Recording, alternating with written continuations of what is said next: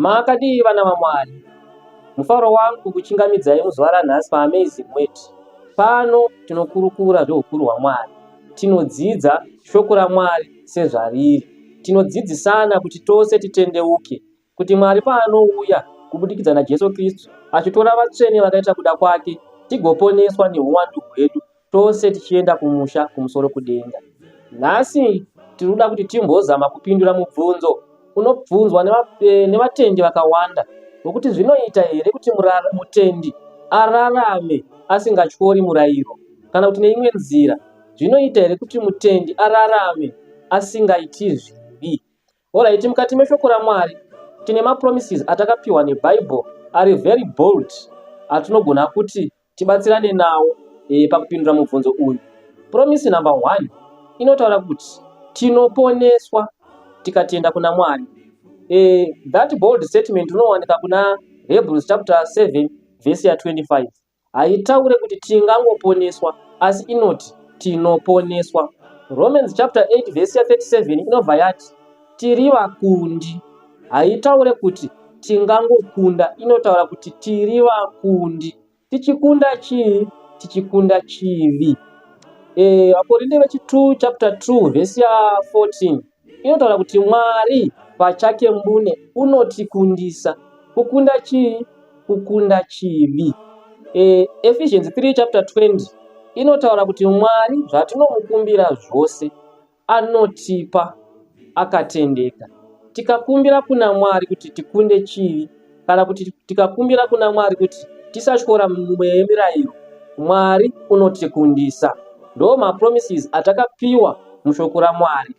Mapromises aya anobva azonobatana naPeter wekutanga Peter wechipiri chapter 1 verse ya 4 inotaura kuti zvipikirwa kana kuti mapromises atakapromiswa naMwari anotiita kuti tikunde malast enyama, kuchiva kwenyama kwose tinokukunda kubudikidza nemapromises 4 atapiwa pamusoro apo. Anotaura kuti tinoponeswa, otaura zvekare kuti tiri vakundi, otaura kuti Mwari pachake unotikundisa, uyezve Mwari unotipa simba rokukunda. Zvimwe zvekare zvatinogona kurarama nazvo, kusarenda upenyu hwedu muna Kristu. Iye orarama matiri, isu torarama maari. Tikararama muna Kristu hatiiti zvivi. Izvozvo tinozviwana kuna John chapter 15 verse ya 5 yekuti ngatiraramei muna Kristu, Kristu agorarama matiri. Philippians chapter 4 verse ya 13 inoti inotaura kuti Mwari isusu pachedu tinogona kuita zvinhu zvose zvatingada kubudikidza naKristu unorarama matiri. Saka isusu tikada kurarama upenyu husina chivi, Mwari unotigonesa kuita izvozvo kubudikidza naKristu unorarama matiri. Izvozvo tinozviwana kuna Philippians chapter 4 verse ya 13. Vakorinde vekutanga chapter 1 verse ya 30 inotaura kuti wisdom iri muna Kristu, righteousness nesanctification yakaiswa muna Kristu inotapukira kwatiri kana tichinge tatora Kristu tamuisa matiri isusu. Zvava kurevei?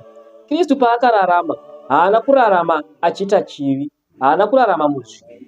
Saka patinotora Kristu orarama matiri, nesuwo tinokwanisa kurarama tisingaiti chivi. Tinozviwana kuna Vakorinde vekutanga chapter 1 verse ya 30.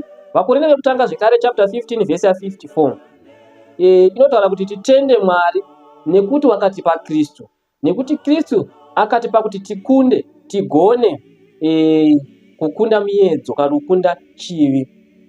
John wekutanga chapter 5 verse ya 5 inotaura kuti akazvarwa naMwari unokunda nyika. Chinonzi nyika chii? Nyika ndozvo. Saka ukazvarwa naMwari, you know better how to keep the commandments aMwari nekukunda miedzo paunenge uda kutyora mimwe yemurayiro. Philip chapter 2 verse ya 5 inoti mind yedu ngaive nemind seyaiva naKristu. Itori instruction inotopiwa kuti mind yedu ngaiite semind yanga iri muna Kristu. Mind yaKristu hayaifunga kuita zvivi. Vakorinde chapter 2 verse ya 5 apa Korinde vechipiri chapter 5 verse ya 21. Vazhinji vakangoda kuti so munhu akuita righteous kuri kuita mabasa akanaka here? Kwete, Jesu ari matiri ndiye anotiita vatsvene. Tinoita zvose zvinodiwa nemurayiro nokuda kwaKristu anorarama matiri. Hakusi kuti ndikaita mutemo, ndikatevera mutemo ndave righteous. Righteousness iri mandiri inowanika through Kristu akurarama mandiri. Yachaita kuti ndikunde chii? Murayiro. John wekutanga chapter 3 verse ya 6 inotaura kuti munhu anorarama ari muna Kristu haiti chivi. In other words, munhu anorarama ari muna Kristu haatyori murayiro. Ndo zviri kurehwa navhesi ya 6 iri muna John chapter 3 ari John wekutanga. Romans chapter 13 verse ya 14 Mwari anokomanda isusu kuti hatifaniri kuita chivi, hatifaniri kutyora murayiro. Ikomandi inobva kuna Mwari. Mwari pavanokomanda izvi vanoziva kuti joko iri hariremi rekukunda chivi. Vamwe vanongotaura kuti mungangodaro henyu asi hamusati mapinda pasituation yangu. Hongu Mwari azvitaura kuti hatifani kuita chivi, hatifani kutyora murayiro. Sei achidaro? Anovimba kuti mwanakomana wake akararama panyika asingatyori murayiro, asingaiti zvivi, akararama matiri, achatiita kuti tirarame tisingatyorewo zvivi. Saka nyaya yavepo yava nyaya yekuti titore Kristu timise muhana medu, hatityori mimwe yemirayiro.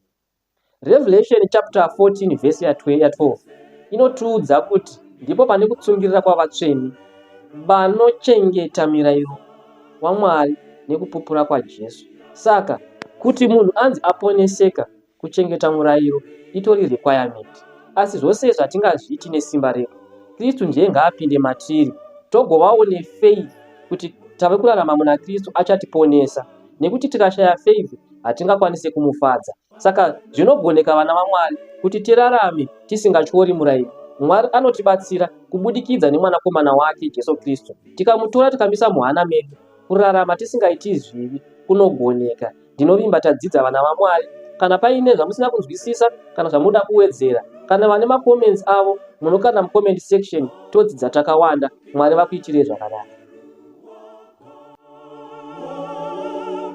Anondifukidza ini